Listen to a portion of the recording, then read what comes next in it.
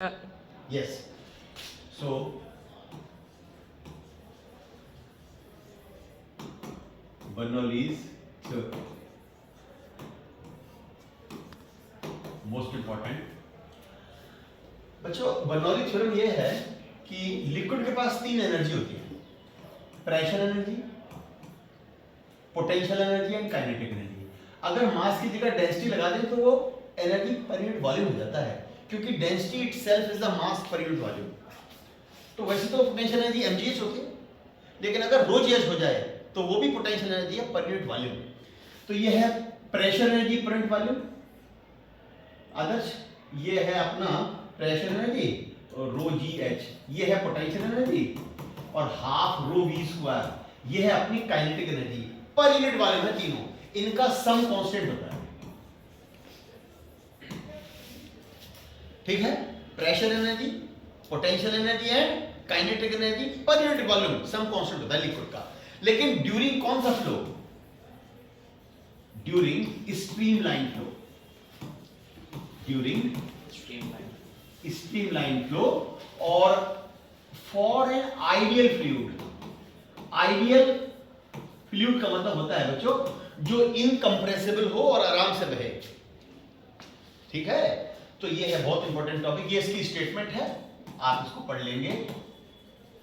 और इसके अलावा अब इसका डेरिवेशन है बच्चों, अब यहां पर इसका डेरिवेशन हम करेंगे, इसका डेरिवेशन करेंगे बच्चों। तो चलिए अब हम इसका डेरिवेशन शुरू करते हैं। डेरिवेशन के लिए नेक्स्ट पेज ले लेते हैं।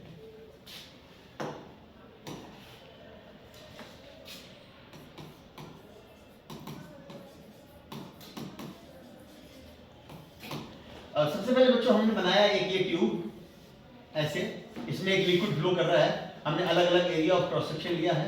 इसका एरिया है A1, एरिया इसका एरिया कम है A2, और मैंने आपको इक्वेशन ऑफ कंटिन्यूटी में बताया था कि AB का प्रोडक्ट होता है कांस्टेंट, है ना। अगर A घटता है तो वेलोसिटी बढ़ती है, तो यहां पर एरिया कम है तो वेलोसिटी लिक्विड की ज्यादा होगी बच्चों, यहां पर वेलोसिटी ज्यादा होगी V2, यहां एरिया ज्यादा है, एक मिनट, V2 यहां एरिया ज्यादा है तो वेलोसिटी कम होगी V1। हम आपसे कह सकते हैं यहां पर कि A2 is less than A1, इसीलिए V2 is greater than V1।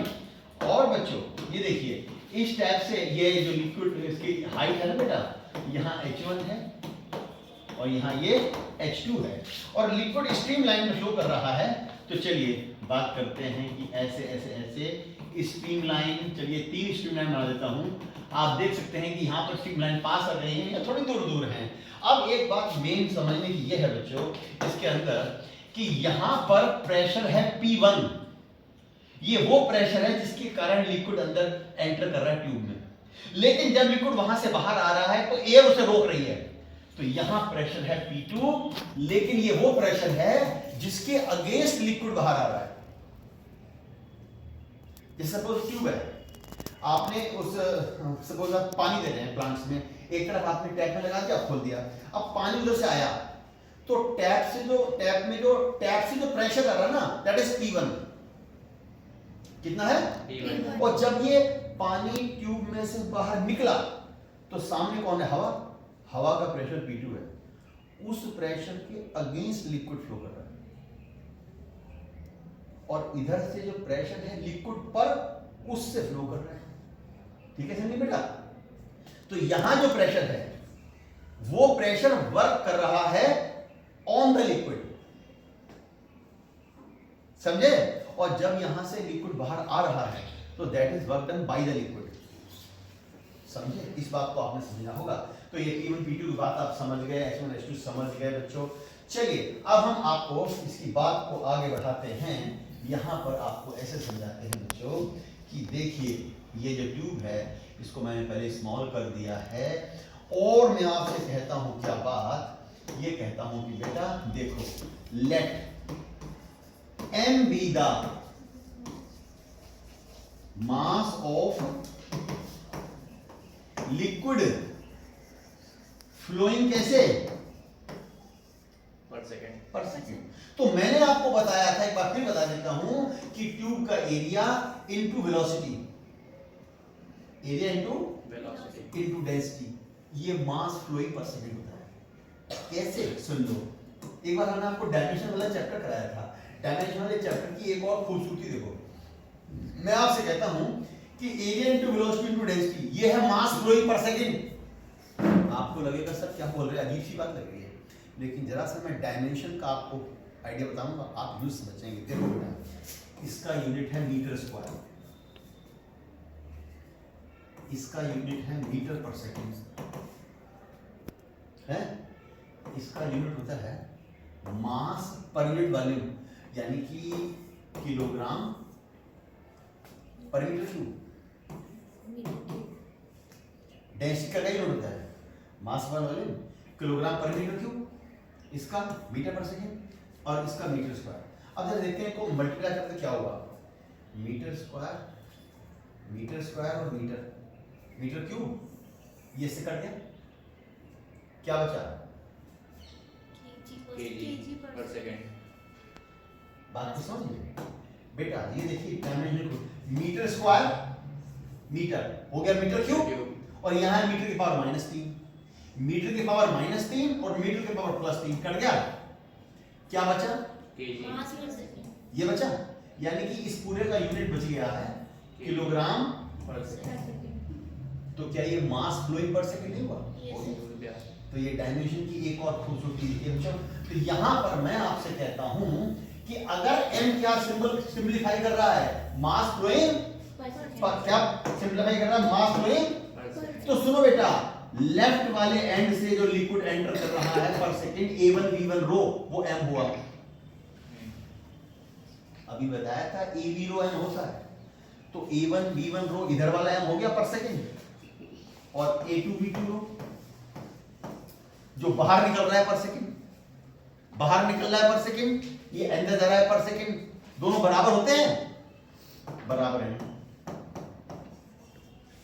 जब किसी ट्यूब में आदर्श बेटा इधर से मास एंटर किया, मान लीजिए 10 ग्राम पर सेकंड, तो दूसरी तरफ से निकलेगा 10 ग्राम पर सेकंड, क्योंकि पाइप में कोई रास्ते में एब्जॉर्प्शन का पॉइंट नहीं है। जरा सोचिए, एक पाइप को आपने टैप से लगा दिया, टैप खोल दिया, पानी गिर रहा है, मान लीजिए 20 ग्राम पर सेकंड, अब 20 ग्राम पर सेकंड इधर से एंट्री करेगा, तो उधर से लाजमी है कि 20 ग्राम पर सेकंड निकलेगा, क्योंकि बीच में तो एब्जॉर्ब होगा नहीं होगा। ऐसे में अगर आप पाइप को आगे से नैरो कर लेते हो तो रफ्तार बढ़ जाती है। सर फॉर एग्जांपल अगर हम पाइप को 2 पार्ट में डिवाइड कर दें आगे से, मतलब आधी पाइप उधर आधी उधर, तो फिर क्या होगा? मतलब कहने का आपका ये है, एक पाइप ये है, यस सर, ऐसे कर दिया, Yes. तो अगर इधर से 20 ग्राम पर सेकंड एंट्री मारेगा तो इधर से भी 20 ग्राम पर सेकंड एग्जिट करेगा। अगर आप 2 कर दोगे तो थोड़ा यहां से जाएगा, थोड़ा यहां से जाएगा, और सर फोर्स उतना ही रहेगा, प्रेशर मतलब उतना ग्राम पर सेकंड ही निकलना है वहां से। वो बात अलग है, अगर आपने 2 एग्जिट कर दिए तो आप सोचिए कि इधर से बच्चे जा रहे हैं और एक ही एग्जिट है, तो बच्चे फटाफट निकल रहे हैं। अब हमने कहा भाई बच्चों 2 रास्ते हो गए, थोड़ा बच्चे रिलैक्स हो जाएंगे, क्या यार 2 रास्ते हैं, कुछ यहाँ से निकल जाएंगे, कुछ यहाँ से, ठीक है ना बच्चों। तो वो चीज है, मेन बात ये है कि mass entering per second is equal to mass leaving per second, A1 V1 rho बराबर A2 V2 रो। अब यहां से अगर रो को मैं कॉमन ले लूं बेटा, मुझे बताओ, अगर आप रो को कॉमन ले लें बेटा, तो बताओ जरा मुझे यहां पर क्या आने वाला है बेटा। अगर आप रो को कॉमन ले लें, आपको मिलेगा A1 V1 बराबर A2 V2 बराबर मास m बाई रो, है ना मेरे प्यारे बच्चों। ये एक इक्वेशन मैंने आपको बना दी है, इसका नाम मैंने रखा है 1। अभी मैं जो बर्नौली थ्योरम का डेरिवेशन है वो शुरू ही नहीं हुआ है, उसको करके जब मैं आगे अंजाम तक पहुंचाऊंगा तो मुझे इसकी जरूरत पड़ने वाली है, तो मैंने पहले तैयारी कर ली। A1 V1 बराबर A2 V2 बराबर लिखूंगा m बाई रो। चलिए अब ये मैं लिखूंगा, तो अब मैं थोड़ी देर के लिए क्या करता हूं, इसको साफ कर देता हूं, क्योंकि जो करना है डेरिवेशन वो बहुत भारी भरकम डेरिवेशन है, बड़ा है, मेरे पास बोर्ड थोड़ा छोटा है। तो बच्चों चलिए शुरू करते हैं। मैंने एक पहली तैयारी शुरू कर ली है, आपने देख भी लिया। अब मैं आपसे कहता हूं यहां पर बात को कैसे कहता हूं, इधर से लिक्विड एंटर कर रहा है, मैं कह रहा हूं वर्क डन पर second on the liquid at and 1, ये एंड 1 है और ये एंड 2 है। वर्क डन पर सेकेंड एट एंड 1, और ये वर्क डन पर सेकेंड होगा वर्क डन पर सेकेंड ऑन द लिक्विड। बेटा ऑन द लिक्विड इसलिए क्योंकि प्रेशर ऐसे लग रहा है, और ये जो वर्क डन पर सेकेंड है इसकी वैल्यू आने वाली है P1 A1 और V1। ये भी बड़ा खतरनाक है। वर्क डन होता है force into displacement, work done पर सेकेंड, और वो है P1 A1 V1। यहाँ भी बच्चे परेशान नहीं कि क्या लिख दिया सर ने, वर्क तो हमने पढ़ा है फोर्स इनटू डिस्प्लेसमेंट होता है, वर्क हमने पढ़ा है पावर इनटू टाइम होता है, ये सब क्या लिख रहे हैं pressure into area into velocity work done. ये क्या कर रहा है सर? तो यहाँ फिर हमारी मदद कर देगा डायमेंशन। देखो देखो बेटा, आदर्श बेटा ये देखो प्रेशर, एरिया और वेलोसिटी, ये है वर्क डन पर सेकेंड। कैसे सुनो, प्रेशर का यूनिट होता है हाँ, एक और सुनो, एक और एंगल से देखो, प्रेशर इनटू एरिया क्या होता है फोर्स, और वेलोसिटी होता है डिस्प्लेसमेंट पर second. Pressure into area force और वेलोसिटी होता है डिस्प्लेसमेंट पर सेकेंड। अब मैं बताऊं फोर्स इनटू डिस्प्लेसमेंट क्या होता है, वर्क डन। तो ये हो गया वर्क डन पर सेकेंड, वर्क डन पर सेकेंड।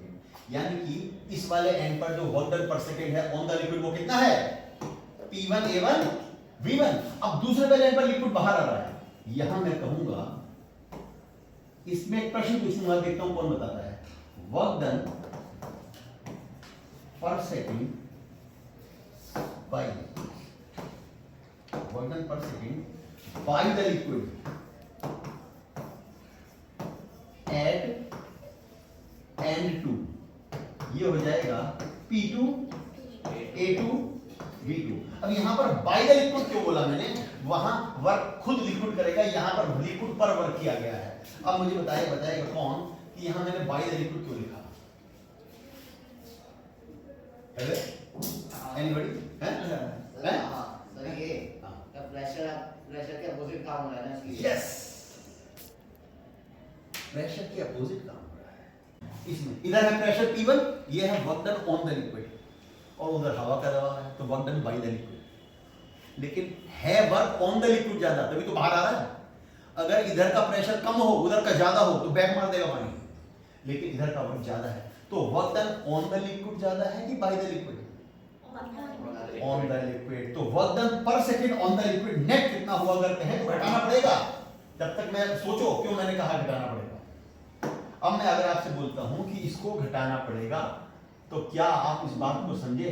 मैंने आपसे कहा कि बेटा यस, मैंने कहा therefore net work done on the liquid पर सेकेंड। अगर मैं कहूं तो ये हो जाएगा on the liquid minus by the liquid. क्यों? यानी कि ये कितना हुआ P1 A1 V1 minus P2 A2 V2। अब जो मैंने तैयारी करके छोड़ दी थी वो बताओ, डायमेंशन। इक्वेशन 1 से वैल्यू बताओ भैया, कौन बताएगा? बताओ even wave upon even wave की वैल्यू, और इसकी m by rho। तो P1 माइनस P2 और m by rho। ये है work done on the liquid पर सेकेंड। बेटा आदर्श, यस सर। ये है वर्क डन पर सेकेंड ऑन द लिक्विड, और जो वर्क किया जाता है वो एनर्जी के रूप में क्रिएट होता है। जो वर्क किया जाता है सिस्टम पर वो एनर्जी के रूप में क्रिएट होता है। आप समझ नहीं बात? देखिए ये वर्क हुआ, अब ये वर्क एनर्जी के रूप में क्रिएट होगा। देखो जब ये लिक्विड ऐसे ऐसे गया तो क्या उधर उसकी रफ्तार बढ़ी है? सोच के बताओ, लिक्विड ऐसे निकल रहा है तो क्या रफ्तार यहाँ पर बढ़ी है लिक्विड की? यस। Yes, मैंने इक्वेशन ऑफ कॉन्टिन्यूटी से बताया था कि एरिया कम वेलोसिटी ज्यादा है, रफ्तार बढ़ी है, यानी कि काइनेटिक एनर्जी बढ़ गई है, ऊंचाई भी बढ़ी है, पोटेंशियल एनर्जी भी बढ़ गई है। तो ये जो वर्क डन पर सेकंड है ना, इसे increase in kinetic energy per second and increasing potential energy per second के बराबर लिख देंगे, फटाक से आंसर आ जाएगा। तो बताइए कितना है work done increase in kinetic energy per second? बताइए increase in kinetic energy per second अगर मैं आपसे कहूं कितना है, तो होशियार बच्चे जरूर समझेंगे, ये है हाफ m मास फ्लोइंग पर सेकंड है, तो ये इंक्रीज एनर्जी पर सेकंड है। अब बताओ increase in potential energy per second कितना है?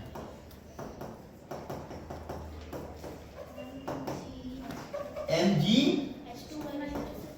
h2 माइनस इतना सा फंडा है कि net work done is equal to change in energy.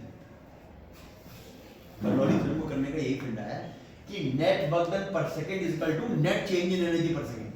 Work done कभी बेकार नहीं जाता, वो एनर्जी के रूप में प्रकट हो जाता है बच्चों।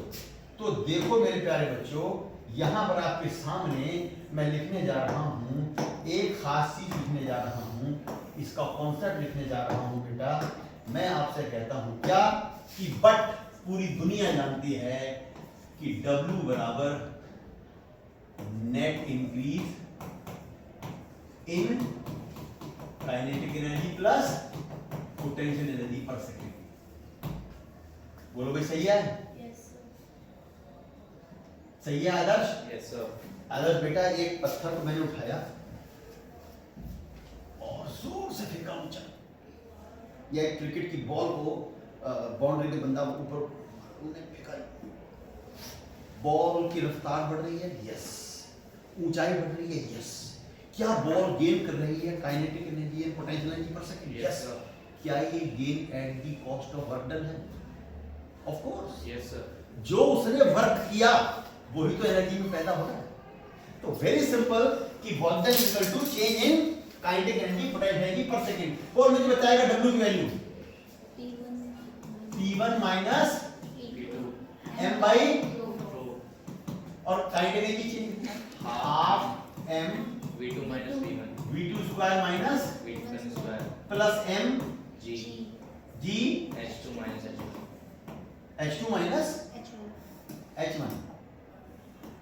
अब दोनों तरफ से m कॉमन लेके कट गया आदर्श बेटा। Yes sir. ये देखो, ये m कट गया और रो से मल्टीप्लाई हो गया। जब रो से मल्टीप्लाई हो गया तो ये हो गया आपका P1 minus P2, P1 minus P2 बराबर रो इधर चला गया तो हाफ रो, ब्रैकेट खोल रहा हूं, V2 square minus half rho, rho से यहां ही मल्टीप्लाई होगा, plus rho G H2 minus rho G H1। अब 1 वाले टर्म एक तरफ कर लो, 2 वाले एक तरफ कर लो। देखो 1 वाला ये, 1 वाला ये, 1 वाला ये है, 2 वाला ये, 2 वाला ये, 2 वाला ये, उधर कर दो, है भैया। जब आप ऐसे कर दोगे आपको मिलेगा ये, आपको मिलेगा क्या बच्चों? P1 आपको मिलेगा P1 प्लस हाफ रो V1 square plus rho G H1 बराबर P2 प्लस हाफ रो V2 square plus rho G H2। मतलब टोटल एनर्जी सिरा नंबर 1 पर बच्चों, ये देखो, टोटल एनर्जी सिरा नंबर 1 पर बराबर टोटल एनर्जी सिरा नंबर 2 पर, यानी कि टोटल एनर्जी कांस्टेंट है बच्चों। सिद्ध हो गया है कि P plus rho g h plus half rho v square equal to constant का अर्थ ये हुआ बच्चों, ये हमारी बर्नौली थ्योरम प्रूव हो गई है, ये हमारी बर्नौली थ्योरम प्रूव हो गई बच्चों, हैज प्रूव्ड। और ये